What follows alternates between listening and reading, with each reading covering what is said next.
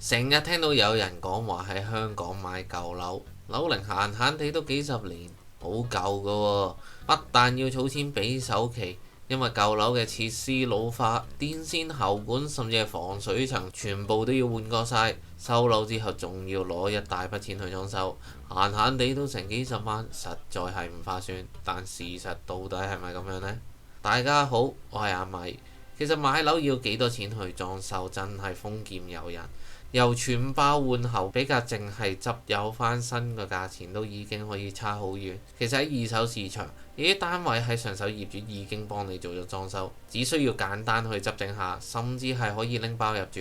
所以唔好聽到話係舊樓就諗到要俾好多錢裝修就驚咗先。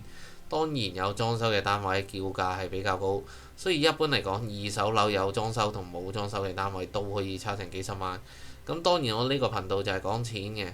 作為投資者嚟講，當然要使嘅錢就越少越好啦。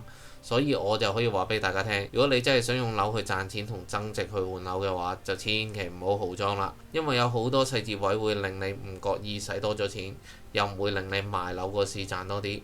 不過又唔係叫你為咗唔使再俾裝修錢去買啲有裝修嘅單位，因為淨係裝修嘅錢點樣去計翻樓價度都係一門學問。所以喺呢條片我會同大家講下。買樓上車之後，裝修時候有啲乜嘢係值得我哋俾錢，同埋有咩係唔值得我哋支付咁高嘅價錢。想知道呢啲內容嘅朋友，記住將呢條影片睇到最後。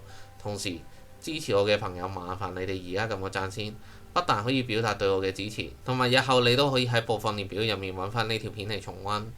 最後，如果你都想定期接收對你財富有幫助嘅資訊，可以而家就訂閱我哋呢個頻道，接收我哋逢星期五上晝8點半為你更新嘅影片。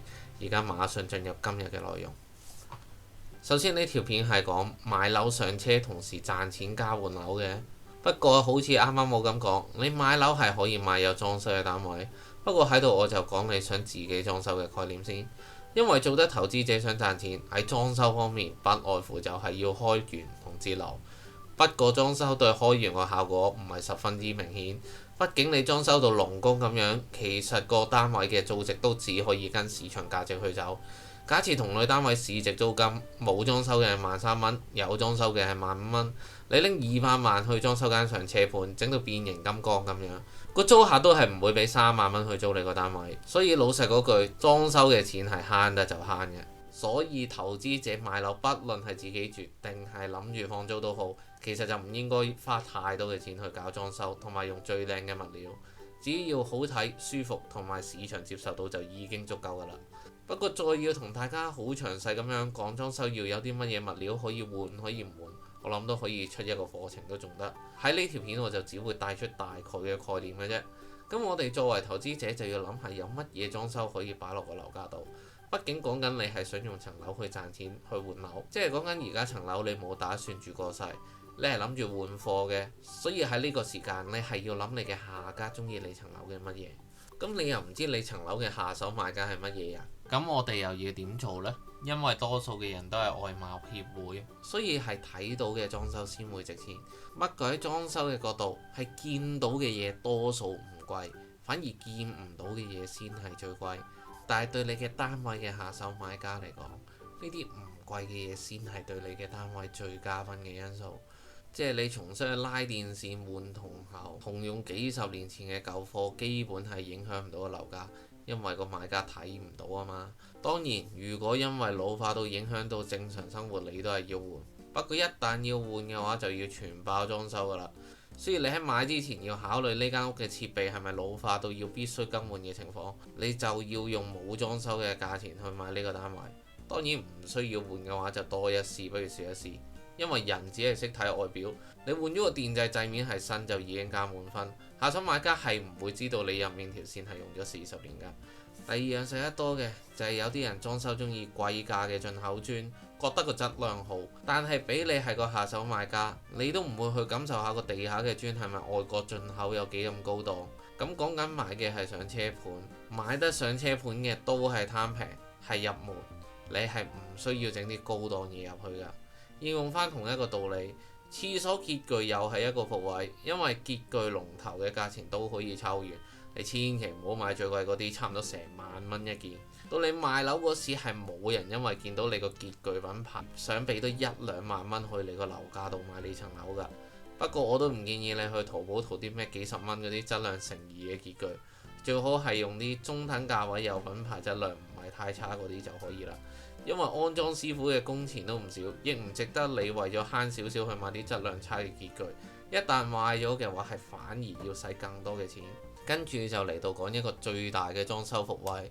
有一種裝修不但要花費你大量嘅金錢，仲會令你嘅下手買家對你嘅單位扣分。但係而家嘅潮流更加係鼓吹呢一種嘅裝修，大家又知唔知係乜嘢呢？冇錯啦，就係訂做入場家私。你試想下啦，上車盤大概舊樓都係300尺左右，細嘅可能得百零尺。喺你嘅角度有多啲嘅入場家私，個收納空間多啲咪舒服啲咯。對你嚟講就可能係，只不過多數人買樓都係想得到佢嘅小天地，幻想收樓之後有幾多空間俾佢去生活。但係人哋嚟睇樓嗰陣時，一入到嚟睇到你全部都係你嘅櫃，櫃入面全部都係你嘅嘢，本身間屋又唔係大，只會顯得更加細。咁佢哋睇樓嗰陣時會想睇到啲乜嘢呢？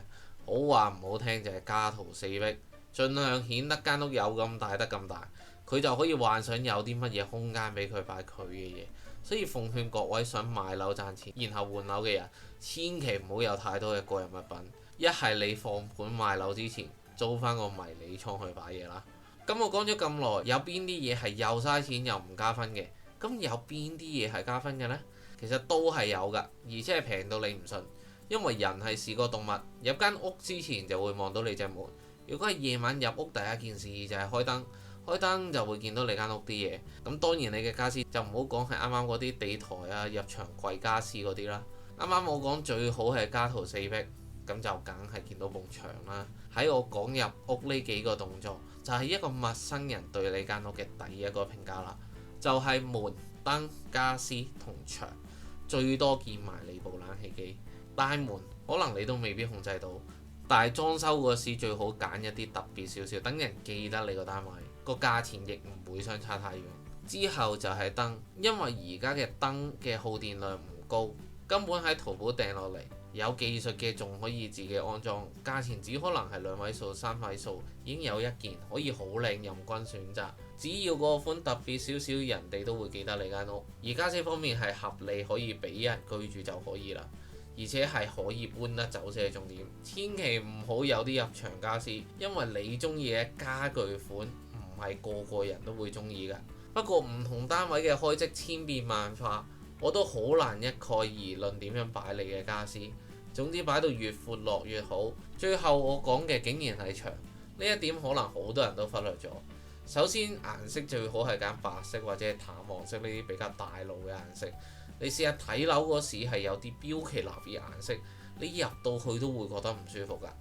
然後最好花多少少心思去做一個特色牆，例如掛一幅特別嘅畫，有個好特別嘅時鐘，或者可以擺少量飾品嘅層架，可以等間屋冇咁悶。以我自己而言，就喺淘寶淘咗幅畫，淘咗個鐘，之後再淘咗個小層架自己轉上牆。